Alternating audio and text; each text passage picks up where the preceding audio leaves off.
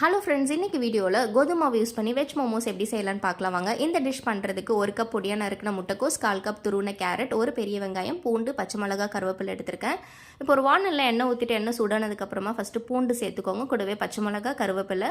பச்சை மிளகாய் உங்களோட காரத்துக்கு தகுந்த மாதிரி சேர்த்துக்கோங்க. இப்போ இது கூடவே பொடியாக நறுக்கின ஒரு பெரிய வெங்காயம், கூடவே கொஞ்சமாக இஞ்சி துண்டும் சேர்த்துருக்கேன். இப்போ இதில் துருவி வச்சிருக்கிற கேரட், முட்டைக்கோஸ் எல்லாம் சேர்த்துக்கலாம். முட்டைக்கோஸ் எவ்வளோ பொடியாக நறுக்க முடியுமோ அந்தளவுக்கு நறுக்கி ஆட் பண்ணிக்கோங்க. இப்போ இதுக்கு தேவையான அளவு உப்பு, 1 spoon pepper, 1/2 spoon garam masala, 1 spoon soya sauce சேர்த்துக்கோங்க. சோயா சாஸ் ஆப்ஷனல் தான், உங்களுக்கு வேணும்னா ஆட் பண்ணிக்கோங்க, இல்லைனா ஸ்கிப் பண்ணிடலாம்.